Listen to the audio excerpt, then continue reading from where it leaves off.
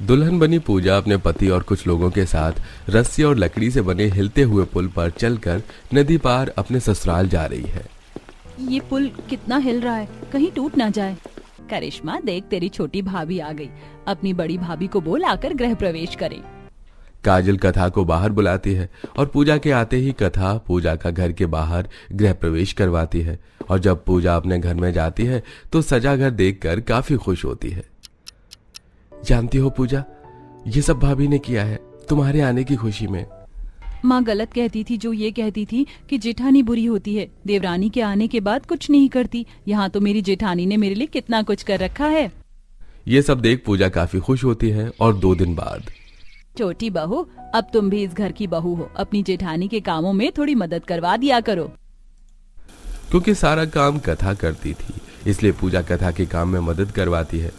इसी तरह कुछ दिन बीत जाते हैं और एक दिन कूलर की हवा में लिविंग हॉल में बैठकर चाय पी रही अपनी सास और नंद से पूजा कहती है, माँ जी, करिश्मा जेठानी जी कहाँ गई? वो भाभी, बड़ी भाभी का मायका नदी की दूसरी तरफ है और उनकी माँ सब्जियों की खेती करती हैं। अब कटाई होगी तो बस इसीलिए वो अपने मायके गई हैं। 2-3 दिन में आ जाएंगी। बहू, जब तक तेरी जेठानी नहीं आ जाती तुझे ही घर संभालना होगा। अब जल्दी से सबके लिए खाना बना दे, उसके बाद घर की सफाई करना। अब तुम घर की औरतें सिर्फ बातें ही करोगी या घर के काम भी करोगी? सही कहती थी माँ, देवरानी के आने के बाद जेठानी कुछ नहीं करती। बहाने बना कर गई है मेरी जेठानी ताकि मुझे घर का काम करना पड़े। मुंह बनाकर पूजा खाना बनाती है और सभी को खाना खिलाकर घर की साफ सफाई करती है।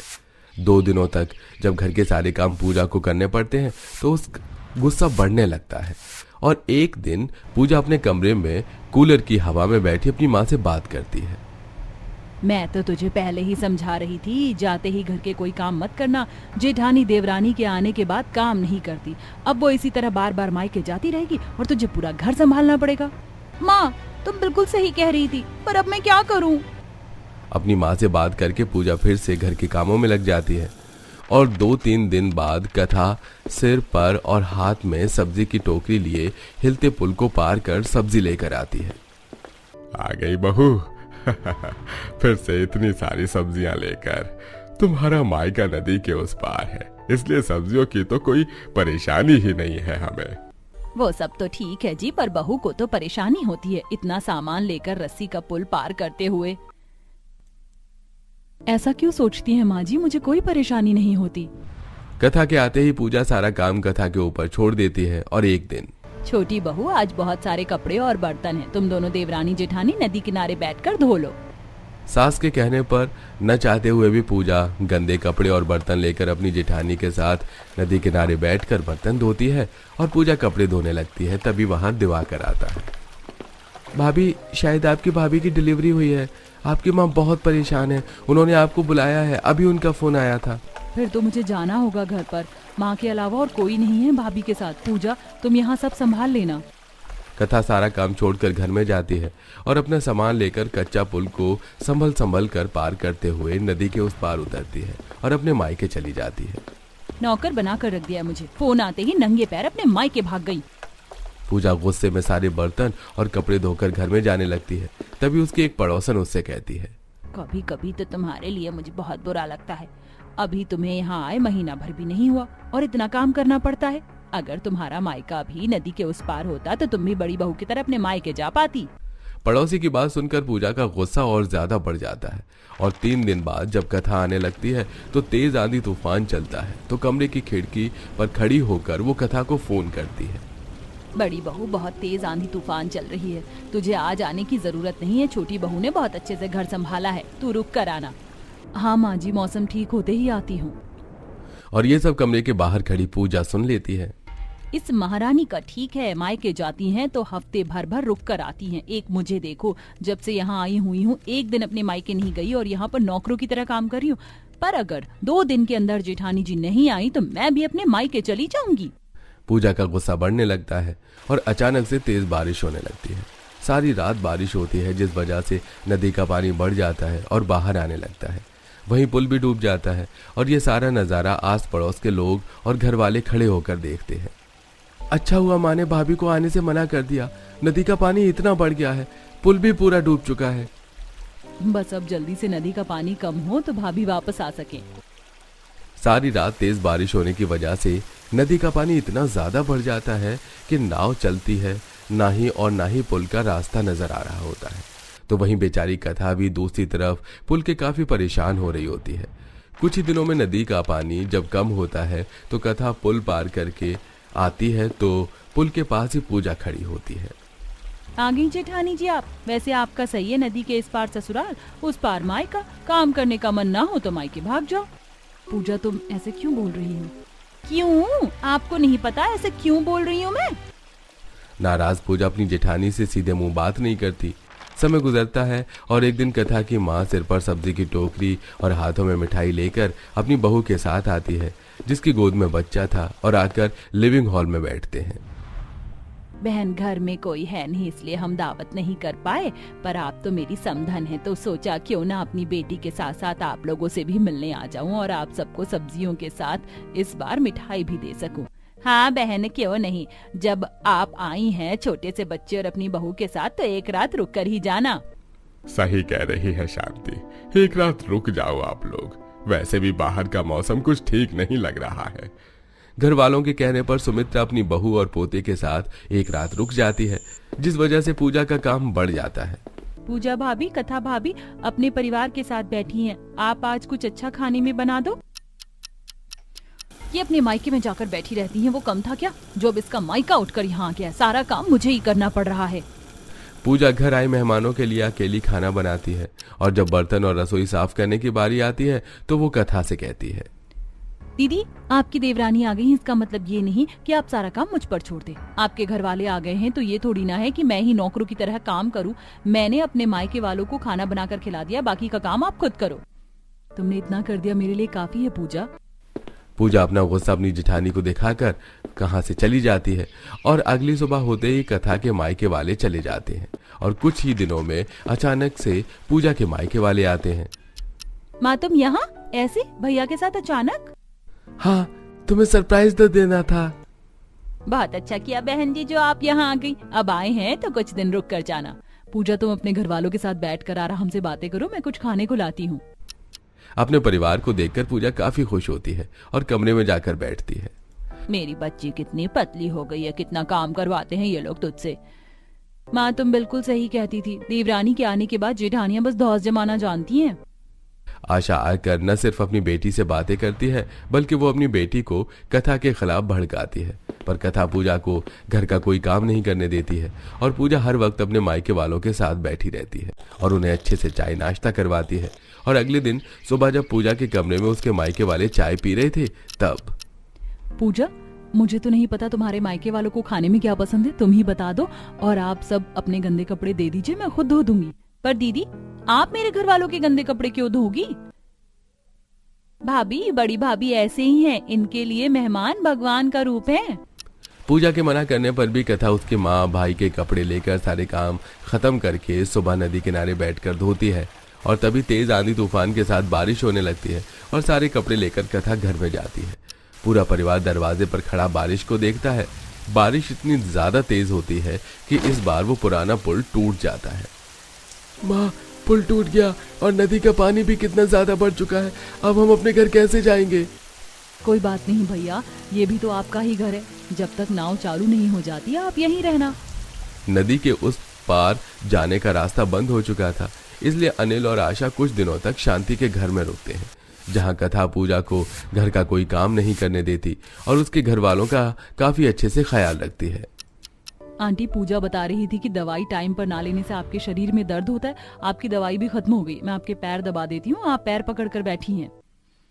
बेटा इतना ख्याल तो कभी पूजा ने भी नहीं रखा जितना तू रख रही है। कथा की सेवा और प्यार देखकर आशा की सारी गलतफहमी दूर हो जाती है। कुछ ही दिनों में नाव चालू हो जाती है, साथ ही अब पक्का पुल बनने की भी तैयारी होने लगती है, जिसके बाद आशा अनिल के साथ वहां से जाने लगती है और जाते हुए अपनी बेटी से कहती है, पूजा मुझे लगता था जेठानियां बुरी होती हैं, देवरानी के आने के बाद कुछ नहीं करती, पर तेरी जेठानी बाकियों से बहुत अलग है। तू अपनी जेठानी के साथ बहन की तरह रहना। मैंने ही तुझे उसके खिलाफ भड़काया था, अब मैं ही तुझे कुछ अच्छा सिखा रही हूँ। हाँ माँ तुम सही कह रही हो, इन कुछ दिनों में मैंने भी बहुत देख लिया, अब से मैं उनके साथ प्यार से रहूंगी। इस तरह कथा की अच्छाई देख आशा और पूजा की सारी गलतफहमी दूर हो जाती है और अब पूजा अपनी जेठानी के साथ अच्छे से रहने लगती है। गांव की कुछ औरतें लकड़ियां काट रही होती हैं तो वहीं कुछ बूढ़ी औरतें उन लकड़ियों को उठाकर आदमियों को दे रही होती हैं और कुछ आदमी बच्चों के साथ मिलकर उन लकड़ियों में कील ठोक रहे होते हैं तो कुछ गांव की सास बहू मिलकर पेड़ की कटाई करके उनमें दरवाजे की शेप बना रही होती हैं। माँ 2 दिन से तुम इसी पेड़ में लगी हो पर अब तक घर नहीं बना। हाँ दादी, हमें गर्मी लग रही है, अब तो हमारे पास घर भी नहीं, आखिर कब हमारा घर बनकर तैयार होगा। बच्चों, तुम पेड़ की छांव में बैठ जाओ, बस 1-2 दिन में हमारा घर भी तैयार हो जाएगा। आप सब बहुत थक गए होंगे, मैं तालाब से पानी भर कर लाती हूँ। शीतल गांव की कुछ औरतों के साथ मटके में तालाब से पानी लेकर आती है और गांव के सभी लोग जो काम कर रहे थे उन सबको पानी पिलाती है। आखिर ऐसी क्या वजह है कि गांव की कुछ सास बहू अपने परिवार के साथ जंगल में पेड़ों की कटाई करके घर बना रही हैं? क्या हुआ इनके साथ, आइए जानते हैं कहानी में। माया बहन, कितनी गर्मी लग रही है ना, और सुमित्रा आंटी, आप हमारे साथ तालाब जाना बंद कर दीजिए, इतनी गर्मी हो रही है, आपकी तबीयत ना खराब हो जाए। अरे बहू, तुम तो जानती हो मेरी बहू गर्भवती है, अब इतनी गर्मी में मेरी बहू घर संभालेगी कि तालाब से पानी लेकर आएगी। तुम्हें पता है हमारे पास वाले गांव में कितना विकास हो चुका है, अब तो वहाँ मीठे पानी का टैंकर आने लगा है और हमारे गांव में देखो अब तक बिजली तक की व्यवस्था नहीं की है। अरे बहन, अच्छा है जो हमारे गांव में मीठा पानी नहीं आ रहा। मैंने सुना है उस गांव के गरीब लोगों को मीठा पानी नसीब ही नहीं होता, वहाँ पर कुछ बड़े लोग रहते हैं, वो लोग पैसा देते हैं। अगर हमारे गांव में मीठे पानी का टैंकर आने लगा तो हम गरीब कहाँ से पैसा देंगे? हमारे पति दिन के 100-200 रुपए तो दिहाड़ी कमाते हैं, अब उससे घर चलाएं या पानी का टैंकर मंगवाएं। बात करते हुए गांव की सास बहू अपने घर जाती हैं और घर जाते ही सभी अपने अपने काम पर लग जाती हैं। इसी तरह कुछ दिन बीत जाते हैं और एक शाम। अरे बहू, सूरज डूब चुका है और अब तक तूने चूल्हा नहीं जलाया, लालटेन कहाँ रखा है, कम से कम वो तो जला दे। माँ, कितनी गर्मी लग रही है, पहले मुझे हाथ पंखा कर दो। राजू बेटा, गर्मी है तो लगेगी, और माँ जी 10 मिनट दीजिए, मैं पहले लकड़ियाँ लेकर आ जाती हूँ चूल्हा जलाने के लिए। लकड़ियाँ नहीं है, उपले रखे थे, पता नहीं कैसे गीले हो गए। पता नहीं हम गरीबों के घर कब लाइट आएगी। रात होने को है तो किसी पड़ोसी से लकड़ियाँ मांग कर खाना बना ले आज। आशा के कहने पर दिशा अपने आसपास की औरतों से लकड़ियां मांग कर लाती है और गर्मी में खाना बनाने के लिए बैठ जाती है तो वहीं दूसरे घर में एक परिवार गर्मी से परेशान खाना खा रहा होता है। माँ, कितनी गर्मी लग रही है, देखो मुझे कितना पसीना आ रहा है। सच में इस गर्मी में तो मुझसे भी खाना नहीं खाया जा रहा। अब गर्मी है तो क्या ही कर सकते हैं, ऊपर से हमारा कच्चा मिट्टी का घर और जमीन भी तप रही है, बस एक बार बारिश हो जाए। सभी गांव वाले बारिश का इंतजार कर रहे थे क्योंकि उनका गांव आज भी काफी ज्यादा पिछड़ा था, जहां ना बिजली थी, ना रोड और ना ही पानी की सुविधा। ऐसे ही एक रात सभी अपने घर में सो रहे होते हैं कि तभी अचानक से मौसम बिगड़ता है और बिजली कड़कने लगती है। सुनिए जी, देखिए कितनी तेज बिजली कड़क रही है, मुझे तो लगता है मौसम बिगड़ने वाला है। माया बोल ही रही थी कि तेज आंधी तूफान चलना शुरू हो जाता है। अरे बहू, जल्दी से सभी खिड़की दरवाजे बंद कर दे, बहुत तेज आंधी तूफान चल रहा है।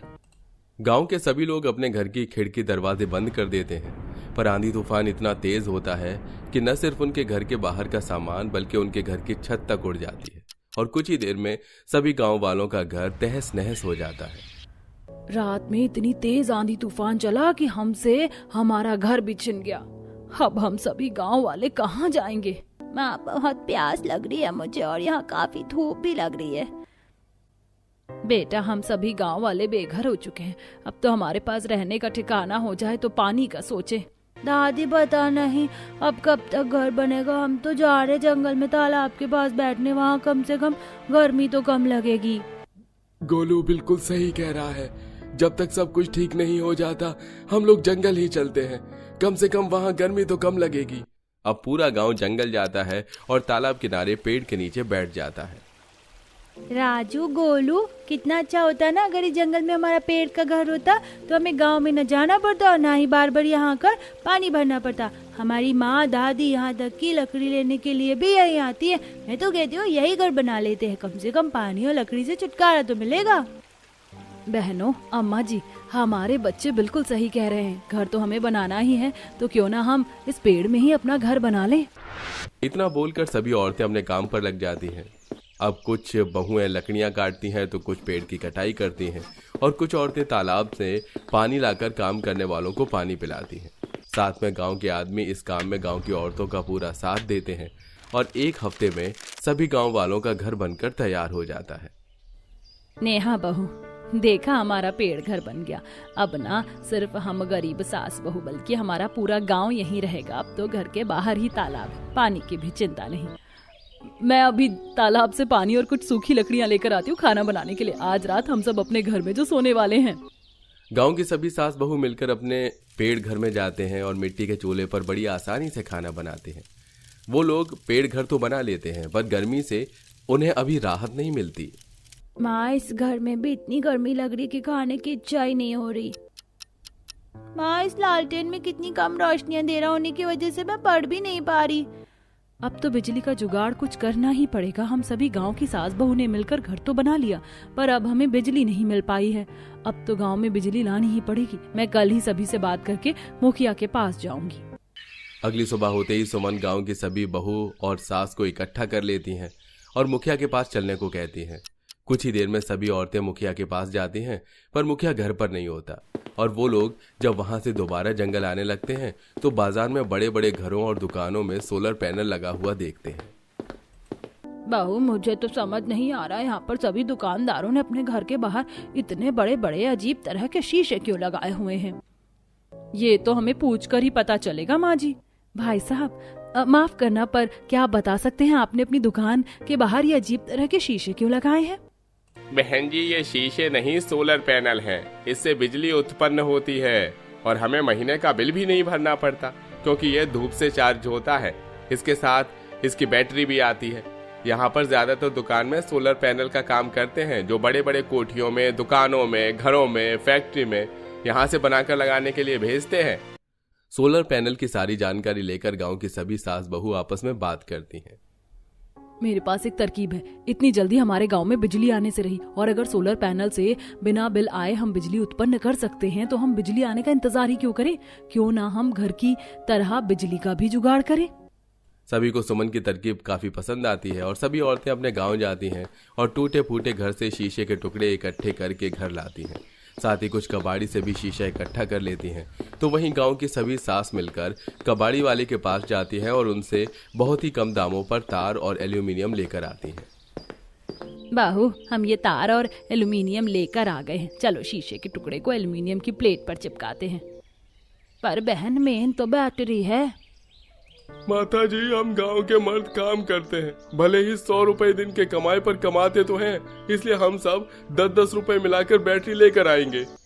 गांव की हम सास बहू मिलकर बिजली बनाने का जुगाड़ कर लेंगे। आप सब काम पर जाइए, पैसे भी बहुत जरूरी हैं। और बहनों, हम सब मार्केट चलते हैं बैटरी लाने और गांव की सभी सासें मिलकर इन प्लेटों पर कांच के टुकड़े चिपकाओ। अब गांव की सभी सास उन प्लेट पर शीशे चिपकाना शुरू कर देती है। साथ में गांव के कुछ आदमी जमीन में गड्ढा करते हैं और एल्यूमिनियम की पाइप को खड़ा कर देते हैं। तो वहीं गांव की सारी बहू पैसे जोड़कर बैटरी लेने जाती है। पूरे 20,000 की बैटरी है, 5,000 में नहीं दूंगा।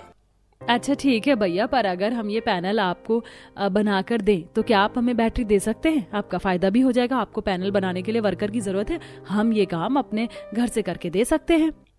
आदमी को ये सौदा पसंद आ जाता है। अब गांव की बहू बैटरी लेकर जंगल पहुंचती हैं जहां गांव की सभी सास बहू मिलकर सोलर पैनल बनाकर तैयार कर देती हैं और घर में एक एक लाइट और पंखा लेकर आती हैं। और क्योंकि पूरे दिन सोलर पैनल धूप में चार्ज होता है इसलिए रात को उनके घर में लाइट आ जाती है। आखिरकार हम गांव की सास बहू ने मिलकर बिजली बना ली, हमने कर दिखाया। अब हमें अंधेरे में पढ़ाई नहीं करनी पड़ेगी और ना ही गर्मी से परेशान होना पड़ेगा। ये अब तो हम लोगों को काम भी मिल गया है। हम यहीं बैठकर पैनल बनाएंगे और बाजार में बेचेंगे। इस तरह सभी गांव वालों को तालाब के किनारे रहने के लिए छत और बिजली मिल जाती है।